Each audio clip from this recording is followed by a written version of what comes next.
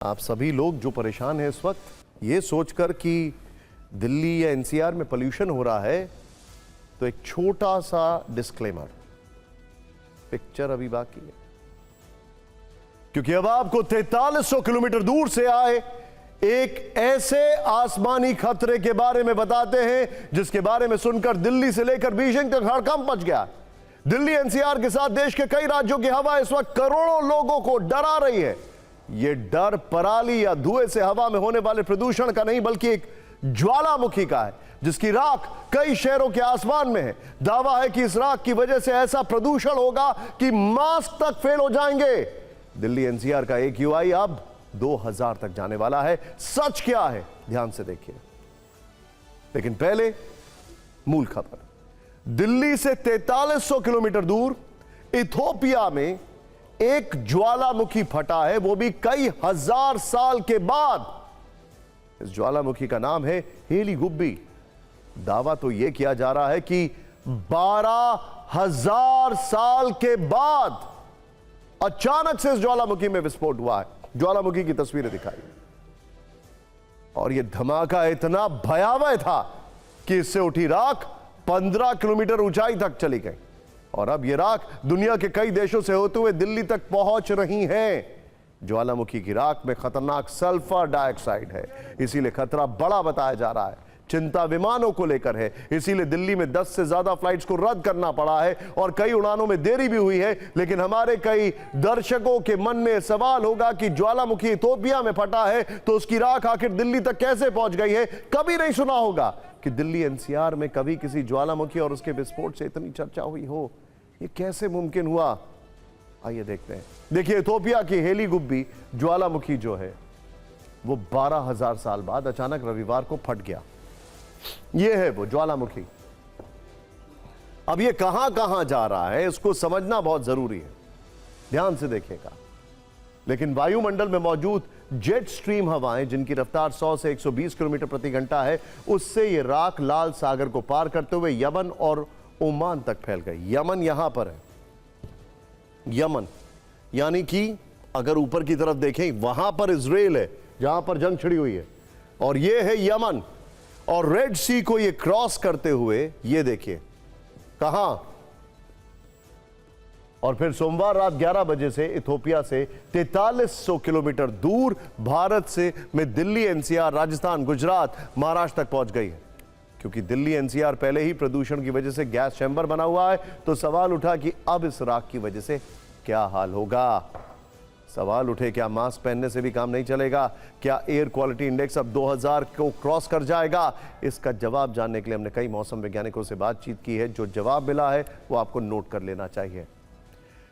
सबसे पहली और जरूरी बात, वैज्ञानिकों के अनुसार प्रदूषण पर इसका ज्यादा असर नहीं पड़ेगा और इसकी वजह है राख की ऊंचाई। क्योंकि ज्वालामुखी फटने से राख का जो गुबार उठा वो बहुत ऊंचाई पर है, इससे जमीन पर सीधा प्रभाव नहीं पड़ेगा, थैंक गॉड। एक्सपर्ट्स का दावा है कि गुबार सिर्फ हवा में रहेगा और राख वाली यह हवा अब चीन की ओर भी मुड़ चुकी है। वैसे भारत में आज कुछ फ्लाइट्स भी रद्द की गई हैं, लेकिन यह कदम प्रिकॉशनरी था, एहतियातन था, क्योंकि विमान की बहुत ज्यादा ऊंचाई होने पर खतरे की आशंका होती है। लेकिन DGCA यानी directorate general of civil aviation का कहना है कि टेक ऑफ और लैंडिंग में कोई बड़ा खतरा नहीं है। दिल्ली एनसीआर में ज्वालामुखी के डर वाली इस ज्वाला पर हम आपको फिक्र की ये न्यूज रील दिखाते हैं।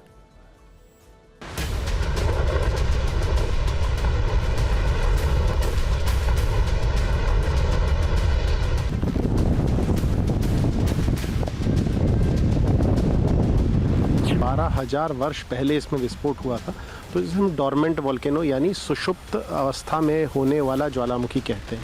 वो खतरनाक होता है क्योंकि इसके अंदर सिलिका के कण मौजूद होते हैं, इसके अंदर छोटे छोटे ग्लास यानी शीशे के कण मौजूद होते हैं। तो ऐसे में एनवायरमेंटल इम्पैक्ट इसका बहुत डिजास्टर्स होता है। ये जो वोल्केनिक आश है इसका इम्पैक्ट सिर्फ अपर ट्रोपोस्फियर यानी 8.5 किलोमीटर से 15 किलोमीटर हाइट तक जो एटमॉस्फेरिक लेयर होता है वहाँ देखने को मिल रहा है।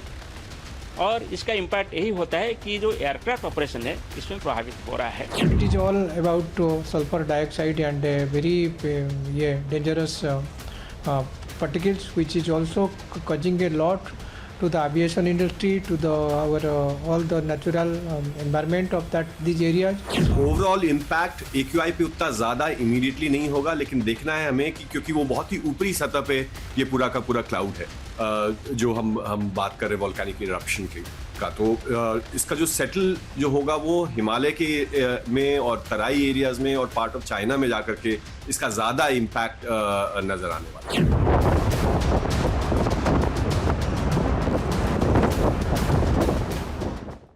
देखिए, हमारे कई दर्शक सोच रहे होंगे कि जब 4300 किलोमीटर दूर फटे ज्वालामुखी की चर्चा दिल्ली तक हो रही है तो वहां क्या हाल हुआ होगा जहां ये ब्लास्ट हुआ, जहां ये ज्वालामुखी फटा। वो रेगिस्तानी इलाका है और आसपास छोटे छोटे गांव बसे हुए हैं। इस वजह से रेगिस्तान में बसे आसपास के छोटे छोटे गांव राख से ढक गए, लेकिन राहत की बात यह रही कि किसी की जान नहीं गई। हालांकि लोगों ने बताया कि विस्फोट इतना तेज था कि धरती हिल गई। अब शोधकर्ता ये समझने की कोशिश कर रहे हैं कि हजारों साल से शांत रहने के बाद ये ज्वालामुखी आखिर सक्रिय क्यों हो गया। वैसे इथोपिया भी कम दिलचस्प नहीं है जहां ये ज्वालामुखी फटा। इथोपिया आधुनिक विश्व की वो भूमि है जहां समय अभी भी ठहरा है, सभ्यताएं पुरातन हैं और जिंदगी दुनिया के मुकाबले सालों पीछे है। शायद आपको यकीन ना हो, वहां इस वक्त साल 2025 नहीं बल्कि 2018 चल रहा है। इसकी वजह है इथोपिया के लोग जो आज भी गीज कैलेंडर को मानते हैं। गीज कैलेंडर एक ऐसा कैलेंडर है जो ईसा मसीह के जन्म से भी 7-8 साल पीछे है, जबकि दुनिया के बाकी हिस्सों में ग्रेगोरियन कैलेंडर चलता है। एक और दिलचस्प बात, इथोपिया में एक साल में 12 नहीं बल्कि 13 महीने होते हैं।